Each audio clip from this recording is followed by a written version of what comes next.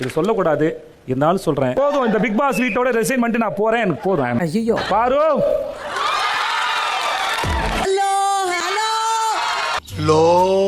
Hello யாரு பாருவா? வாங்க வாங்க வாங்க, நல்ல வேலை இப்போ வந்தீங்க. ஏன்னா நாட்டாம தீர்ப்பு சொல்கிறதுக்கு, காலையில் பாத்ரூம் போகிறதுக்கு, இதுக்கெல்லாம் தூக்கின சொம்பை விட இங்கே சில பேர் உங்களுக்காக தூக்கின சொம்பு தாங்க ரொம்ப அதிகமாக இருக்குது. நல்ல வேலை இப்போயாவது உங்களை உள்ளே விட்டாங்களே. இப்போ உங்களுக்காக சொம்பு தூக்குனாங்க, வயிற்றுலலாம் பாலை வாத்துட்டீங்க. ஓ, முடிஞ்ச அப்புறம் உங்களோட இந்த என்ட்ரிக்கு ரொம்ப நன்றி. பாரு உள்ளே வந்தோடனே கம்முரு ஃபாஸ்ட்டாக கை தட்டுறாரு பாருங்க. இங்கே நான் பாருக்காக கை தட்டுறது யாருக்கு கேட்குதோ இல்லையோ, எங்கள் மாமியார் கலர் கோழிக்கு கேட்கணுன்ற மாதிரி தட்டுறாரு. வீட்டுக்குள்ளே இருக்கிற வரைக்கும் கம்முரு மட்டும் தான் கல்யாணம் வரைக்கும் பேசிட்டு இருந்தாரு. ஆனால் பாரு கடைசி வரைக்கும் ஃப்ரெண்ட்ஷிப்க்கு மேலேன்னு மட்டும் தான் சொல்லிட்டு இருந்தாங்க. ஒரு வழியாக அவங்களே காதல்னு கன்ஃபார்ம் பண்ணிட்டாங்கப்பா. Yes sir, I am back. Welcome back. அடடா, ஒரு வில்லி இன்ட்ரடக்ஷன் மாதிரியே இருக்கேன். இப்போ தான் வெளியே போய் ரெஸ்பான்ஸ் எல்லாமும் பார்த்துருப்பீங்க. கண்டிப்பாக இவரை விட்டால் உங்களுக்கும் வேறு ஆள் கிடைக்காது. அதனால் அந்த லவ்வை போட்டு உடச்சிருங்க. ஆமாங்க, விஜேஎஸ் கேட்குறாரு வீட்டுக்குள்ளே இருந்த ஃபீலிங்ஸ்லாம் எப்படி இருந்ததுன்னு கேட்க. சிரிச்சிருக்கேன், அழுதுருக்கேன், காதலிச்சிருக்கேன்.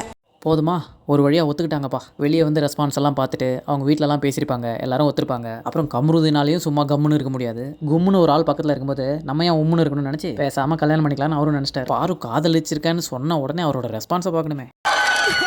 கம்ரு ஃபேஸில் எவ்வளோ ஒரு வெக்கத்தை பார்த்தீங்களா?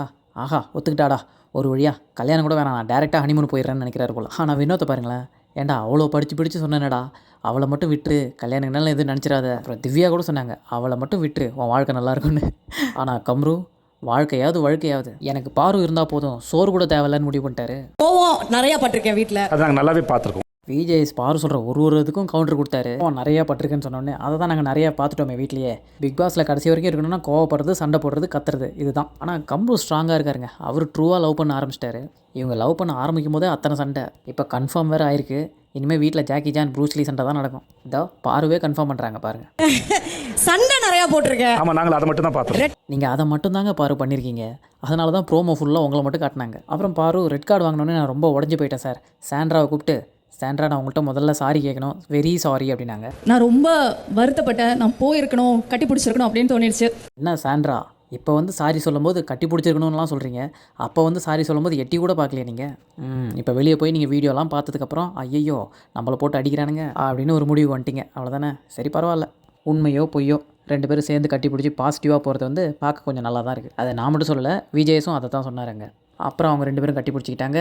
புருஷர் கை தட்டினாரு. அப்புறம் பாரு ரொம்பலாம் ஃபீல் பண்ணி கூவாத, நான் வந்து சும்மாலாம் அப்படி பார்க்கல, இவ்வளோ நாள் வீட்டில் இருந்தோமே அப்படி நின்று பார்த்துட்டு போனேன், அவ்வளோதான். யாரும் வரலை, என்ன அனுப்பலை, கட்டி பிடிக்கலலாம் நான் ஃபீலே பண்ணல அப்படின்ட்டாங்க. யாரும் வரல அப்படின்ற அந்த தாட்லாம் என் மைண்டில் தோணவே இல்லை சார். இப்போ சாண்ட்ரா, என்னது உனக்கு தோணலையா? உன்னை எனக்கு பிடிக்கும்னு சிம்பாலிக்காக நான் பாம்பு கலர்லலாம் ட்ரெஸ் போட்டு வந்து உன்னை கட்டியெல்லாம் பிடிச்சனே, இப்போ எல்லாம் வேஸ்ட்டாக போச்சா அப்படின்னு சாண்ட்ரா கேட்குற மாதிரி இருக்குல்ல. Miss you கம்ருது. அரோராவுக்கு பாவம் அவங்க 2 பேரும் சேர்ந்துட்டாங்கன்றது தெரில.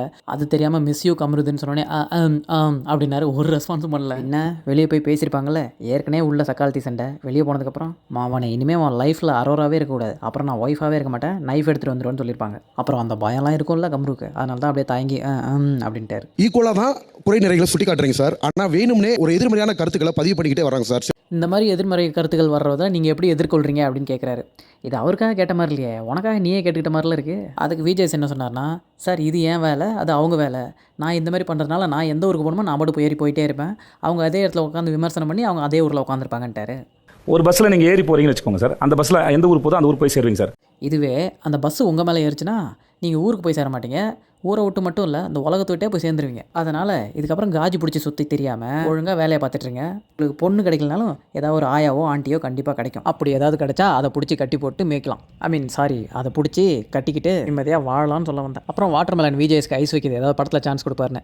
அதாவது வீக்கெண்ட் ஷோ தான் சார் நல்லா ஓடும், உங்களை பார்க்கறதுக்காகவே வருவாங்க, எனக்கும் அதுதான் சார் ரொம்ப பிடிச்சிது அப்படின்னு சொல்லி பாராட்டிக்கிட்டே இருக்கார் ஒரு பாட்டு. இதை கேட்டவுடனே தான் விஜேஎஸ் எப்பயுமே தற்பு வழிச்சு பாடுற தர்பீஸு திடீர்னு நம்மளை பற்றி பெருமையாக பேசுகிறாருன்னு அப்போ தான் இந்த சொன்னது. போதும், இந்த பிக் பாஸ் வீட்டோட ரிசைன் பண்ணிட்டு நான் போறேன், எனக்கு போதும், ஐம் ஹாப்பி. அதுக்காக சும்மா விளையாட்டுக்கு சொன்னதுங்க. எல்லாரும் சந்தோஷப்பட்டீங்களா ஒரு நிமிஷம்? ஆஹா, அடுத்த ஹோஸ்ட் இவர் இல்லைடா, வேறு யாராவது வர போகிறாங்கன்னு. எனக்கு இவர் தான் வரணும், இவர் தான் நல்லா கழுவி ஊற்றுவார். அண்ணா, திஸ் இஸ் ஃபார் பாருண்ணா. ஓகே. அப்புறம் கம்ரு பாருக்காக எஞ்சி ஒரு கேள்வி கேட்குறாரு. இப்போ உங்களுக்கு எல்லாருக்கும் தோணுமே, அப்படி என்ன பிரெயின் வாஷ் பண்ணியிருப்பா, இங்கே வந்து அவள் பேரை ஒயிட் வாஷ் பண்ணிட்டு இருக்காருன்னு. அப்போ வந்து கம்ரு சொல்கிறார், நீங்கள் வந்து ஒரு அண்ணனா நல்லா அட்வைஸ் பண்ணியிருக்கீங்க, பாருவை பற்றி புகழ்ந்து பேசுகிறீங்க, அப்ரிஷியேட் பண்ணியிருக்கீங்க. கம்ரு நிறைய கலாய்ச்சி நெகட்டிவாலாம் பேசினாரு, அதை பற்றி கேட்கவே இல்லையா நீங்கள்? அவங்களுக்காக ஃபியூ வேர்ட்ஸ் வந்து எக்ஸ்பெக்ட் பண்ணுறேன், ஏன்னா இது அவங்களும் பார்ப்பாங்க, அவங்களுக்குமே சந்தோஷமாக இருக்கும். ஃபஸ்ட்டு பாரு வரல கம்ரு மட்டும் தான் வந்தாருன்னு சொன்னாங்கல்ல. இப்போ கம்ரு இந்த கொஷினை கேட்டு பாருவை பற்றி 4 வார்த்தை நல்லா புகழ்ந்து விஜேஎஸ் பேசினதுக்கு அப்புறம் தான் அவங்க உள்ளே வராங்க. எப்படி பாருவோட மாஸ்டர் பிளான் செம்மல்ல. எனக்கு ரெட் கார்டு கொடுத்த அவர் வாயாலேயே என்னை புகழ்ந்து பேசினா தான் நான் உள்ளே வருவேன்னு ரெடியாக நின்று பண்ணியிருக்காங்க. சரி, அப்படி என்ன பாசிட்டிவாக சொன்னார்னா, பாருவோட அறிவை பார்த்து இவர் ரொம்ப மலைச்சு போயிருக்காராம். ஒரு விஷயம் அவங்க பேசணும்னா அப்படி தெளிவாக கருத்தை புட்டு எடுத்து வைப்பாங்களாம். பாயிண்ட் எடுத்துக்கு ரொம்ப ஸ்ட்ராங்காக இருக்கும். நல்ல அறிவு இருக்குது. கொஞ்சம் அவளுக்கு எந்த இடத்துக்கு இம்பார்ட்டன்ஸ் கொடுக்கணும் அது அவங்க தான் முடிவெடுக்கணும். அவர் ஆக்சுவலாக என்ன சொல்ல வர்றாருனா, பாருக்கு நல்ல அறிவெல்லாம் இருக்குது, நல்லா தெளிவாக பேசுகிறாங்க, கருத்தை வந்து ஸ்ட்ராங்காக வைக்கிறாங்க. ஆனால் அந்த அறிவை எங்கே யூஸ் பண்ணணும், எப்படி கரெக்டாக யூஸ் பண்ணணுன்றதை மட்டும் அவங்க கற்றுக்கணும் அப்படின்னு சொல்கிறாரு. அப்படி மட்டும் அவங்க தெளிவாக நடந்துக்கிட்டாங்கன்னா வாழ்க்கையில் எங்கேயோ போயிடுவாங்கன்னு சொல்கிறாரு. ஆக மொத்தம் மண்டையில் இருக்க மூலையை தயவு செஞ்சு யூஸ் பண்ணு, அதையும் கரெக்டாக யூஸ் பண்ணு, அதை விட்டுட்டு கரெக்ட் பண்ணோடனே கரெக்ட் பண்ணுறதுக்காக திருப்பி அதை யூஸ் பண்ணி வேஸ்ட் பண்ணுறேன் அப்படின்னு சொல்கிறது தான் ஒரு சுற்றி சொல்கிறாரு, வேறு ஒன்றும் இல்லை. அப்புறம் கம்ரு அப்பாடா ஒரு வழியாக பாரு சொல்கிறத கேட்டு அவள் பேரை காப்பாற்றிட்டோம், இப்போ என்ன அவள் பாராட்டுவா அப்படின்னு சொல்லி தேங்க்யூ சொல்லி உட்காந்துட்டார். அப்புறம் உங்களை பொறுத்த வரைக்கும் யார் இங்கே நல்ல கேமர் அப்படின்னு சொல்லி கேட்குறாங்க. அதுக்கு அமித் என்ன சொல்கிறாரு பாருங்களேன். நல்லவர்கள் சைடில் தான் நான் ஃபேவர் பண்ணுவேன். அப்படிங்களா? நீங்கள் ஃபேவர் பண்ண 2 பேரும் ரொம்ப நல்லவங்களா? ஒன்று பாரு, இன்னொன்று சாண்ட்ரா. அதில் ஒரு விஷயம் நீங்களே அடிபட்டு உள்ளே போய் புலம்பிட்டு கிடந்தீங்க. இவர் அப்படி சொன்னோடனே செம்ம ரெஸ்பான்ஸ் கொடுத்தாரு பாருங்க ராஜு. அதனால தான் வெளியே உட்காந்துருக்கீங்க. ஆமாம், உண்மைதான். சரி, என்ன சரி உண்மைதான் ஆமான்னு ஒத்துக்கிட்டாரு. அப்புறம் துஷார் என்ன சொன்னார்னா, நல்ல கேம் ஆடுறவர் வினோத், ஆனால் ஜெனுவினான நல்லவர் வந்து கம்ருதீன்னு சொல்லிட்டாரு. கம்ருதீன் நல்லவன் தான்ப்பா, அவன் ஃப்ரெண்டும் சரி, அவன் இப்போ சேர்த்துருக்க ஆளும் சரி, ரெண்டும் தான் சரியில்லை. இதுக்கப்புறம் அவங்க திருந்தினாங்கன்னா நல்லா தான் இருக்கும் பார்க்க.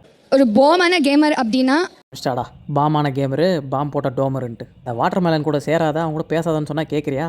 பாம்னு பேசிட்டு கிடக்குற நீ. ஆனால் வேணா என்ன சொல்கிறாங்கன்னா, பாமான கேமர் பாரு தான். அவங்க வந்து அவங்க மட்டும் நல்லா விளையாடல, சும்மாவே உட்காந்துருக்க எல்லாரையும் நோண்டி விட்டு அவங்களுக்குள்ள அவங்க யாருன்றதை ப்ரூவ் பண்ணி காட்டினாங்க.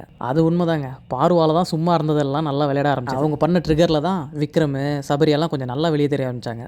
பிரவீன், எஸ் அண்ணா. என்ன அப்படி லைட்டாக சைடில் வச்சுக்கிறேன்?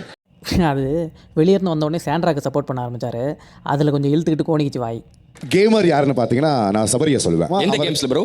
சபரி தான் கேம் பண்ணுறோன்னே எந்த கேம்ஸ்லாம் கேட்டோன்னே எல்லாம் உழுந்து சிரிச்சுட்டு கை தட்ட ஆரம்பிச்சிட்டாங்க. பாவம் ஏன் சபரி ரொம்ப நல்லவராக இருக்காரு, அதான் பிரச்சனை. டாஸ்க்லாம் நல்லா தானே விளையாடுறாரு. நல்லவர் யாருன்னு கேட்டிங்கன்னா என்ன வாட்டர் மேலன் தான். வாட்டர் மேலனை நல்லவனுன்னு சொல்லிட்டானேன்னு எல்லாரும் ஷாக் ஆகிடுங்க. அப்படி சொல்லிட்டு என்ன சொன்னார்னா, அந்த மாதிரி மட்டும் நான் சொன்னேன்னா என் பொண்டாட்டி என்னை வீட்டுக்குள்ளே விட மாட்டா, சோறும் போட மாட்டான்ட்டாரு. வாட்டர் மேலனை பாருங்கள், என்ன அடிச்சே எல்லாம் பெரிய ஆள் ஆகிடுங்கடா. சரி, அப்புறம் பிரவீன் யாரை தான் நல்லவர்னு சொன்னார்னு பார்த்தா அரோரா குட்டியா சொல்லுவேன். இப்போ உங்கள் வீட்டில் கொஞ்சம் வாங்களா?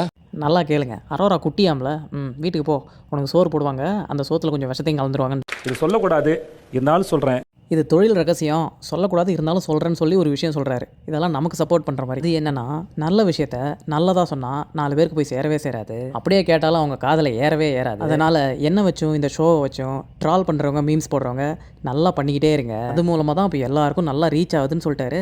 So please keep doing it. நான் அடுத்த சீசனுக்கு வரேன், இது இன்னும் நல்லாவே பண்ணுங்கள். Thank you so much. அப்புறம் என்னப்பா, விஜேஸே சொல்லிட்டாரு, நம்ம ரொம்ப நெகட்டிவாக இருக்கவங்களை கழுவி ஊற்றுறதும், அவங்க பேரை பாசிட்டிவாக மாற்றுறதுக்கு கமெண்ட்டில் வந்து சிமெண்ட் போட்டு அடைக்கிறவங்களே, சொம்பு தூக்குறவங்கள வம்பு கிழக்கிறது, பிஆர்னு சொல்கிறவங்களெல்லாம் டிஆர் மாதிரி பேசி வெறிப்பேற்றுறது, எல்லாத்தையும் நம்ம விடாமல் தொடர்ந்து செய்கிறோம். அதுக்கு எனக்கு சப்போர்ட்டாக இருக்கவங்க எல்லாருக்கும் நன்றி. இன்னும் ஒரு விஷயம், பாருவோட சொம்புங்கள்லாம் திவ்யா ஜெயிச்சதுக்கு பிஆர் வென்றது அப்படின்னு சொல்லி கூவிட்டு இருக்காங்க. உண்மைதான், திவ்யா பிஆர் வச்சுருக்காங்க, ஜெயிச்சாங்க தான். பிஆரை பாருவும் தான் வச்சுருந்தாங்க, ஆனால் அவங்களால ஜெயிக்க முடியல. ஏன்னா ஃபுல்லாக வன்மா விஷம் கேவலமாக ஆடுறது, எட்டி உதைக்கிறதுன்னு பண்ணிட்டு இருந்தாங்க. கண்ணுங்களா, வெறும் பிஆர் வச்சா பத்தாது, உள்ளே வந்து நல்லதாக நடந்துக்கணும், நியாயத்துக்காக நிற்கணும், எல்லார்ட்டையும் எதிர்த்து கேட்கணும். இதெல்லாம் பண்ணதுனால தான் திவ்யா ஜெயிச்சாங்கன்றது என்னோட கருத்து. உங்கள் கருத்தை கமெண்ட்டில் சொல்லுங்கள். இந்த சேனலில் ஆதரித்து சப்ஸ்கிரைப் பண்ணி லைக் பண்ணுறவங்க எல்லாருக்கும் ரொம்ப ரொம்ப நன்றி. நெக்ஸ்ட் வீடியோவில் சந்திக்கிற வரைக்கும் உங்களிடமிருந்து விடைபெறுவது CWC. தேங்க்யூ. அதை மட்டும் சொன்னால் பத்தாது, உங்களுக்காக தேங்க்ஸ் a lot. நன்றி. சும்மா ஃபன்னுக்கு நம்ம சேனல் தொடர்ந்து பாசிட்டிவாக கமெண்ட்ஸ் பண்ணுற எல்லாருக்கும், லைக் அண்ட் ஹைப் பண்ண எல்லாருக்கும் நன்றி. தேங்க்யூ.